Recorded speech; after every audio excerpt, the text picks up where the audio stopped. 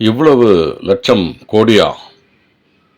மத்திய அரசின் முத்ரா கடன் மூலம் தமிழ்நாட்டில் மட்டும் பல கோடி பேர் பயனடைந்து உள்ளனர்.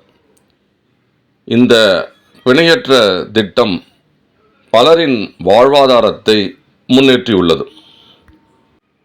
அன்று சரியான வேலை கிடையாது, இன்று வேலைவாய்ப்பை பலருக்கு தரும் நல்ல செயல்.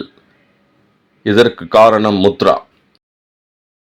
மொத்த கடன்களில் 60 விழுக்காடுக்கும் மேலாக பெண் தொழில் முனைவோருக்கு வழங்கப்படுவது ஒரு பெரிய சாதனையாக கருதப்படுகிறது.